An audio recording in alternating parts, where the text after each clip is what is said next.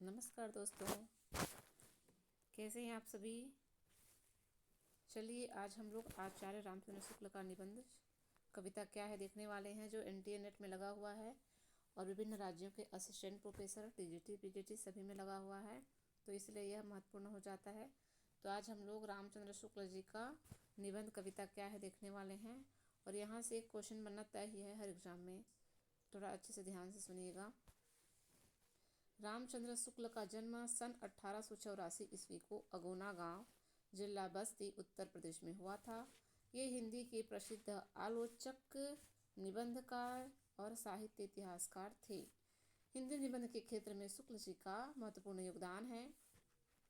शुक्ल जी के निबंध संग्रह विचार विधि में चिंतामणि भाग 1 एवं चिंतामणि भाग 2 हिंदी जगत की अमूल्य निधि विचार विधि नाम से ये प्रकाशित हुआ था, जिसमें चिंतामणि भाग 1 और भाग 2 सम्मिलित था। और यह क्या है, हिंदी जगत की अमूल्य निधि है। इनके निबंध 3 प्रकार के थे शुक्ल जी के। एक तो था मनोविकार संबंधी निबंध, तो इसमें आते हैं भाव और मनोविकार। याद रखिएगा कि कौन सा किस टाइप का निबंध है, पूछा जाता है। तो मनोविकार संबंधी निबंध में है भाव और मनोविकार, श्रद्धा और भक्ति, करुणा, घृणा, लज्जा और ग्लानि, लोभ और प्रीति, ईर्षा और क्रोध। उसके बाद इनके सैद्धांतिक समीक्षा संबंधी निबंधों में है कविता क्या है। तो कविता क्या है को हम लोग पढ़ने वाले हैं, और ये किस टाइप का निबंध है, सैद्धांतिक निबंध। साधारणीकरण और व्यक्ति वैचित्रवाद काव्य में लोक मंगल की साधनावस्था, ये इनके सैद्धांतिक समीक्षा संबंधी निबंध हैं।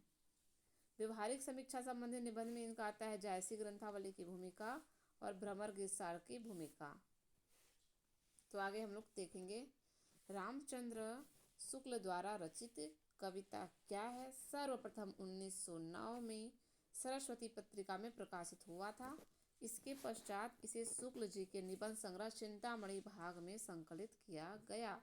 तो सबसे पहले 1909 में सरस्वती पत्रिका में प्रकाशित हुआ था, उसके बाद इसको चिंतामणि भाग 1 में संकलित कर लिया गया।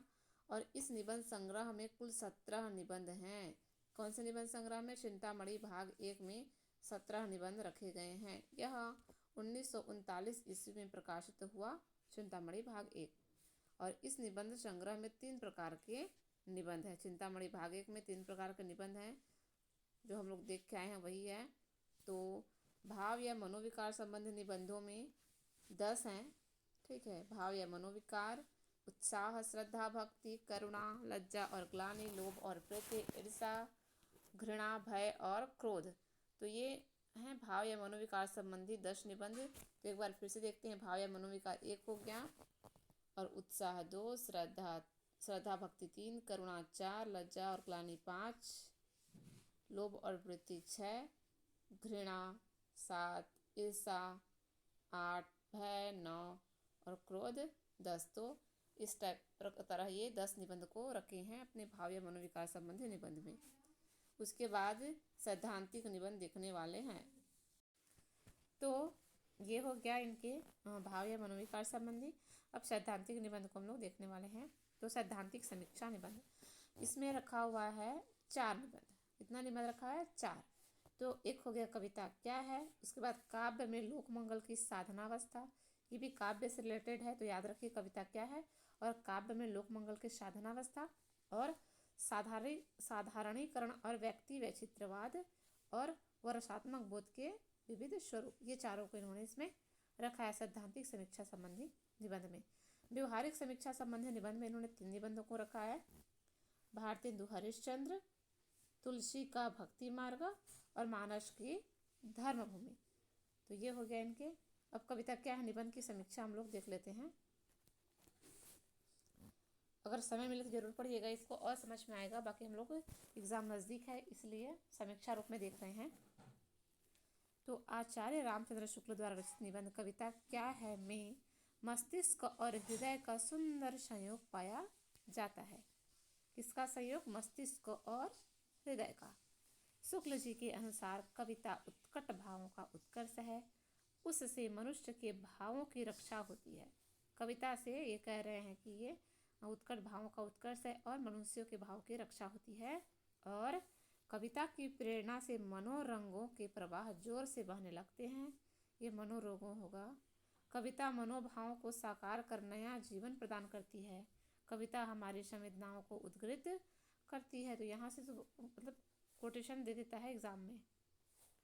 शुक्ल जी अपने निबंध में कार्य में प्रवृत्ति शीर्षक के माध्यम से कहते हैं कि एक शीर्षक है कार्य में प्रवृत्ति। इसके माध्यम से ये क्या कहते हैं कि कविता की प्रेरणा से कार्य में प्रवृत्ति बढ़ जाती है। मतलब कविता से अगर प्रेरणा मिल के हमको कार्य करने की जो प्रवृत्ति होती है वो बढ़ जाती है। केवल बुद्धि हमें काम करने से उत्तेजित नहीं करती बल्कि काम करने के लिए मन में भी हमें उत्साहित करता है। सही बात है। कई बार क्या होता है कि हम लोग काम म्यूजिक सुनते सुनते काम करते हैं, गाना सुनते सुनते, कविता सुनते सुनते, तब काम अच्छा होता है, पता भी नहीं चलता है। तो इसी को शुक्ल जी ने बताया है। अतः कार्य प्रवृत्ति के लिए मन में वेग आना आवश्यक है। भीषण अकाल के दृश्य मनुष्य के क्रोध और करुणा को जगाकर विह्वल कर देते हैं। अकाल को दूर करने का संकल्प कविता के द्वारा साकार करना कवि का कर्तव्य है। निबंधकार की दृष्टि में कविता का अंतिम उद्देश्य मनोरंजन नहीं, मनोरंजन करना कविता का गुण है। कविता मनुष्य के हृदय और कोमल भावों को स्पर्श करती है। मतलब ये शुक्ल जी का कहना है कि कविता मात्र का बस इतना उद्देश्य नहीं है कि मनोरंजन करे, मतलब मनोरंजन करना कविता का गुण तो है और कविता मनुष्य के हृदय और कोमल भावों को स्पर्श करती है। सदाचार में एक अलौकिक सौंदर्य और माधुर्य होता है। सदाचार मतलब सदाचरण में एक अलौकिक सौंदर्य होता है अपने आप में और माधुर्यता होता है। मन को आचार्यों ने 11वीं इंद्रिय माना है। याद रखिए, मन क्या है? 11वीं इंद्रिय है। और किन्होंने माना है? आचार्यों ने। मन का रंजन करना या सुख पहुंचाना कविता का धर्म माना जाए तो कविता केवल विलास की सामग्री होगी। अगर हम लोग कविता को केवल मनोरंजन कर रख लें, मन को सुख पहुंचाने के लिए समझें, तो क्या हो जाएगा? विलास की सामग्री मात्र रह जाएगी। ये शुक्ल जी का कहना है। हिंदी भाषा के अनेक कवियों ने श्रृंगार रस की उन्माद कारणीय उक्तियों से साहित्य को इतना भर दिया कि कविता भी विलास की सामग्री समझे जाने लगी। तो हिंदी साहित्य के कई ऐसे कवि थे जिन्होंने श्रृंगार रस का इतना प्रयोग किया अपने कविताओं में और उक्तियों से भर दिया कि कविता भी विलास की सामग्री समझे जाने लगी थी। अतः कविता का उद्देश्य केवल मनोरंजन करना ही नहीं अपितु समाज को उचित संदेश भी देना है। ये शुक्ल जी कह रहे हैं। ठीक, अपने कविता क्या है में कविता मनुष्य के हृदय में उच्च आदर्श स्थापित कर उसे उन्नत करती है। विभिन्नता से परिचित होने के कारण यह लोक देवलोक और मनुष्य देवता हो जाता है। लोक क्या बन जाता है? देवलोक बन जाता है। और मनुष्य क्या बन जाता है? देवता बन जाता है कविता से। निबंधकार कविता की आवश्यकता प्रतिपादित करते हुए कहते हैं कि मानुषी प्रकृति को जागृत रखने के लिए ईश्वर ने कविता रूपी औषधि बनाई है। मतलब निबंधकार ये कह रहे हैं कि मानुषी प्रकृति को जागृत रखने, अर्थात कि अगर ये कविता नहीं होता तो जो मनुष्य में है वो मनुष्यता नहीं रह जाती है ना, जो दानव प्रवृत्ति वो बढ़ जाता। और जो मनुष्य को, जो मानुषी प्रकृति को बनाए रखने के लिए ही कविता रूपी औषधि बनाई है ईश्वर ने, ऐसा कहते हैं कौन? शुक्ल जी। सांसारिक बंधनों में फंसकर मनुष्य का हृदय कभी कभी इतना कठोर और कुंठित हो जाता है कि उसकी चेतनता और मानुष भाव कम हो जाता है। जैसे किसी पर अत्याचार की बात सुनकर मनुष्य को स्वाभाविक धर्मानुसार उसके मन में क्रोध या घृणा प्रकट होने के स्थान पर जाने दो, हमसे क्या मतलब है, चलो अपना काम देखो, ऐसा कहना भयानक मानसिक रोग है। इससे मनुष्य जीते जी मृतवत हो जाता है। कविता इसी मानसिक रोग की दवा है। मतलब कई बार किसी को ऐसे समस्या रहता है, ठीक है, मतलब कोई तकलीफ में रहे या कठोर मतलब किसी को कहना चाहिए कि तकलीफ हो, है ना, सांसारिक संसार में रह के उसको बहुत सारा तकलीफ हो, तो लोग उनको देख के क्या कहेंगे कि जाने दो, हमें क्या। तो शुक्ल जी इसको ये क्या कह रहे हैं कि ऐसा नहीं कहना है। कहने का मतलब है कि इससे क्या है, मनुष्य जीते जी मृतवत है। तो इसी मतलब जो जाने दो, हमें क्या, मतलब इस टाइप के जो लोगों के लिए क्या है, कविता मानसिक रोग की दवा के रूप में काम करता है। शुक्ल जी कहते हैं कि कविता मनुष्य को सृष्टि सौंदर्य का अनुभव कराकर सुंदर वस्तुओं के प्रति आकर्षित करती है। जिस प्रकार भौतिक सौंदर्य के अवलोकन से हमारी आत्मा को संतोष प्राप्त होता है, उसी प्रकार मानसिक सौंदर्य से भी आनंद प्राप्त होता है। यदि किसी सुंदर पुरुष या रूपवती नारी का सौंदर्य चित्रण किया तो वह अधूरा ही होगा। यदि उसके सौंदर्य का चित्रण के साथ उसकी दृढ़ता, सत्य, प्रियता अथवा कोमलता का चित्रण किया, तभी उसमें सजीवता का निर्माण होगा। मनुष्य के आंतरिक भाव को प्रतिबिंबित करना कवि प्रधान कर्म है। सॉरी, तो आगे चलेंगे। कविता का दुरुपयोग। अब कविता का दुरुपयोग देख रहे हैं यहाँ पे। कविता का दुरुपयोग शीर्षक के माध्यम से शुक्ल जी कहते हैं कि कविता उदार और निस्वार्थ हृदय की उपज है। कवि की दृष्टि से राजा और रंक समान है। जिसने निस्वार्थ भाव से समाज की सेवा की, ऐसे परोपकारी परमात्मा का गुणगान करना कवि का कर्तव्य है। जिसने निस्वार्थ भाव से समाज की सेवा की, ऐसे परोपकारी महात्मा का गुणगान करना कवि का कर्तव्य है। परंतु स्वार्थवश प्रशंसा और किसी की खुशामद करके वाणी का दुरुपयोग करने वाली सरस्वती का गला घोंटते हैं। मतलब कई बार ऐसा होता है कि खुशामद करने के लिए भी अपने वाणी का दुरुपयोग, कहने का मतलब है कि जबरदस्ती में उनका गुणगान करते हैं, है ना। तो ये क्या है, इसको शुक्ल कहते हैं कि ऐसे जो दुरुपयोग करते हैं वाणी का, वो क्या है, सरस्वती का गला घोंटते हैं, ऐसा कहते हैं शुक्ल जी। अतः ऐसी तुच्छ वृत्ति के लोगों को कविता नहीं करना चाहिए। आगे शुक्ल जी की भाषा के विषय में अपने विचार प्रकट करते हैं। अब ये मतलब ये भाषा के लिए क्या कहते हैं शुक्ल जी। मनुष्य के द्वारा पुरुषों और वस्तुओं को श्रद्धा की दृष्टि से देखने के कारण प्राचीन शब्दों का चित्रण होता है। वेद पुराण शब्द आधुनिक पुरातन कविता के बीच संबंध सूत्र का काम करते हैं। कविता में प्रत्यक्ष और स्वभाव सिद्ध व्यापार सूचक शब्दों की संख्या अधिक रहती है। समय बीता है कहने की अपेक्षा समय भाग जाता है कहना अधिक काव्यसम्मत लगता है। कई ऐसे जटिल शब्द होते हैं जिससे एक साथ कई क्रियाओं का बोध होता है। मतलब भाषाओं का, शब्दों का प्रयोग ऐसा करना चाहिए जो सार्थक हो, जो अच्छा लगे सुनने में भी। ऐसे शब्द वैज्ञानिक विषयों में आते हैं। इस प्रकार के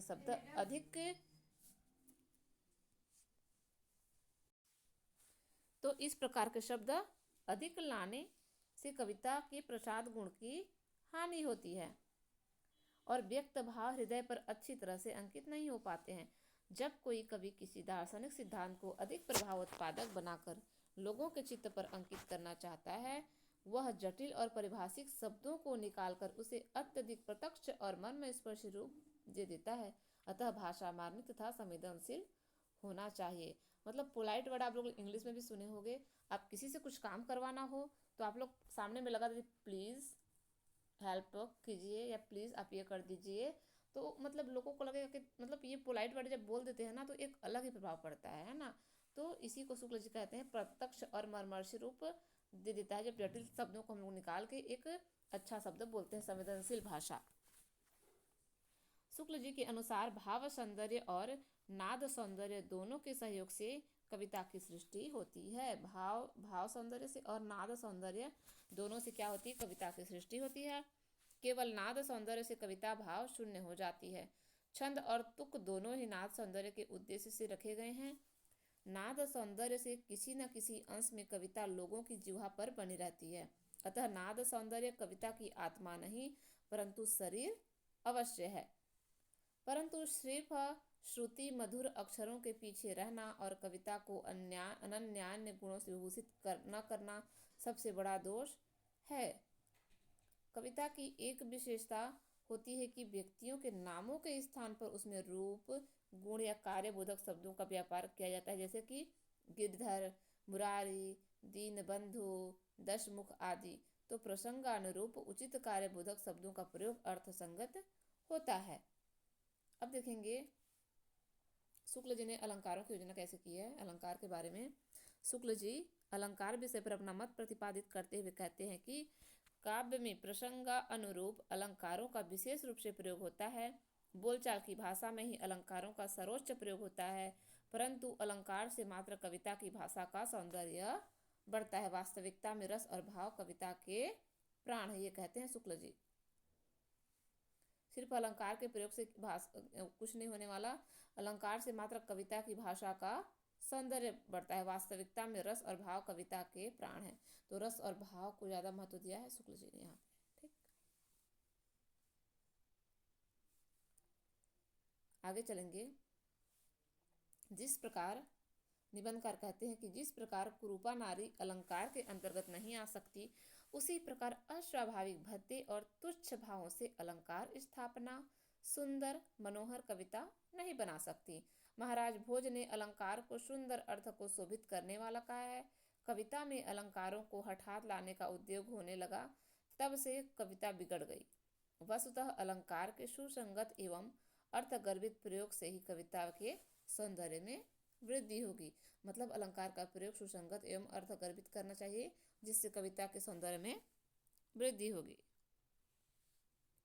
शुक्ल जी आगे कहते हैं कि कविता पर अत्याचार भी बहुत कुछ हुआ है। तो कविता पर अत्याचार जो टॉपिक है उसको थोड़ा देख लेते हैं। इससे संबंधित लोभियों, स्वार्थियों और खुशामदियों ने कविता का गला दबाकर अपने अपात्रों की प्रशंसनीय स्तुति करके, कहीं धन न देने वालों की अपार निंदा करके कविता को शर्मसार किया है। ऐसे तुच्छ वृत्ति वाले कवियों का अपवित्र हृदय कविता के निवास के योग्य नहीं। श्रीमानों के शुभागमन पर पद्य बनाना, बात बात में उनको बधाई देना कवि का काम नहीं है। जिनके रूप या कर्मकलाप जगत और जीवन के बीच में कवि को सुंदर लगते हैं, उन्हीं का वर्णन करना असल में कविता है। अंत में शुक्ल जी कविता की आवश्यकता को बताते हुए कहते हैं कि कविता की आवश्यकता कि मनुष्य के लिए कविता प्रयोजनीय वस्तु है तथा संसार की सभी जातियों में किसी न किसी रूप में पाई जाती है। मनुष्य अपने ही व्यापारों का ऐसा सघन और जटिल जाल बांध चला आ रहा है, जिसके भीतर बंधा बंधा सा वह से सृष्टि के साथ अपने हृदय का संबंध भूल सा जाता है। इस परिस्थिति में मनुष्य को अपनी मनुष्यता खोने का डर बराबर लगा रहता है। इसी मनुष्यता को समय समय पर जगाते रहने के लिए कविता मनुष्य जाति के साथ लगातार चली आ रही और चलती रहेगी। तो सारांशतः कहा जा सकता है कि रामचंद्र शुक्ल ने कविता के विभिन्न अंग प्रत्यंगों का सांगोपांग वर्णन करते हुए कविता के धर्म को साकार करने का प्रशंसनीय प्रयास किया है। तो ये कविता क्या था का समीक्षा। अब थोड़ा उसके महत्वपूर्ण उदाहरण देख लेते हैं जो एग्जाम में आने लायक हैं, ठीक है, जो आ सकते हैं, देख लेते हैं इसको भी।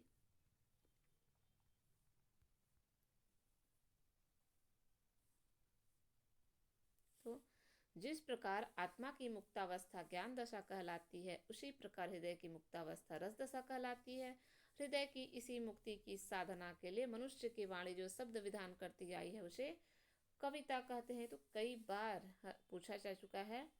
आगे देखेंगे, कविता ही मनुष्य के हृदय को स्वार्थ संबंधों से के संकुचित मंडल से ऊपर उठाकर लोक सामान्य भावभूमि पर ले जाती है, जहाँ जगत की नाना गतियों के मार्मिक स्वरूप का साक्षात्कार और शुद्ध अनुभूतियों का संचार होता है। आगे है, काव्य में अर्थ ग्रहण मात्र से काम नहीं चलता, बिंब ग्रहण अपेक्षित होता है और यह बिंब ग्रहण निर्दिष्ट गोचर और मूर्त विषय का ही हो सकता है। तो इसको आप लोग लिख लीजिएगा अच्छे से। आगे है, केवल असाधारण की रुचि सच्ची सहृदयता की पहचान नहीं है। शोभा और सौंदर्य की भावना के साथ जिनमें जाति के उस समय के पुराने सहचरों की वंश परंपरा स्मृति वासना के रूप में बनी हुई है, जब वह प्रकृति के खुले क्षेत्र में विचरती थी, वे ही पूरे सहृदय या भावुक कहे जा सकते हैं। बुद्धि की क्रिया से हमारा ज्ञान जिस अद्वैत भूमि पर पहुंचता है, उसी भूमि तक हमारा भावात्मक हृदय भी इस सत्व रस के प्रभाव से पहुंचता है। इस प्रकार अंत में जाकर दोनों पक्षों की वृत्तियों का समन्वय हो जाता है। इस समन्वय के बिना मनुष्यत्व की साधना पूरी नहीं हो सकती। आगे 6वें नंबर पे एक देख लेते हैं कोटेशन। एक, केवल इस बात को जानकर ही हम किसी काम को करने या न करने के लिए तैयार नहीं होते कि वह काम अच्छा है या बुरा, लाभदायक है या हानिकारक, जब उसकी या इसके परिणाम की कोई ऐसी बात हमारी भावना में क्या होती है, आती है, तो आह्लाद, क्रोध, करुणा, भय, उत्कंठा आदि का संचार कर देती, तभी हम उस काम करने को या न करने के लिए उद्यत होते हैं। आगे है, कविता ही हृदय को प्रकृति दशा में लाती है और जगत के बीच क्रमशः उसका आधिकारिक प्रसार करती हुई उसे मनुष्यत्व की उच्च भूमि पर ले जाती है। भाव योग की सबसे उच्च कक्षा पर पहुँचे हुए मनुष्य का जगत के साथ पूर्ण तादात्म्य में हो जाता है, उसकी अलग भाव सत्ता नहीं रह जाती, उसका हृदय विश्व हृदय हो जाता है। आगे है, कल्पना दो प्रकार की होती है, विधायक और ग्राहक। ये शुक्ल जी कह रहे हैं, कवि में विधायक कल्पना अपेक्षित होती है और श्रोता या पाठक में अधिकतर ग्राहक। मन को अनुरंजित करना, उसे सुख या आनंद पहुंचाना ही यदि कविता का अंतिम लक्ष्य माना जाए तो कविता भी केवल विलास की एक सामग्री हुई। मतलब इसको पढ़ के आए हैं आप लोग, देखे भी हैं। सौंदर्य बाहर की कोई वस्तु नहीं, मन के भीतर की वस्तु है, और नाद सौंदर्य से कविता की आयु बढ़ती है। जिस प्रकार एक कुरूपा स्त्री अलंकार लाद कर सुंदर नहीं हो सकती, उसी प्रकार प्रस्तुत वस्तु या तथ्य की रमणीयता के अभाव में अलंकारों का ढेर काव्य का सजीव स्वरूप नहीं खड़ा कर सकता। तो ये था कविता क्या है। आप लोग जरूर से सुनिएगा इसको अच्छे से, ज़्यादा कुछ नहीं इसमें, बस समझने वाली बात है और इससे क्वेश्चन बन जाते हैं। तो आप लोग सुनिएगा, अपना फीडबैक दीजिएगा। तब तक के लिए धन्यवाद दोस्तों।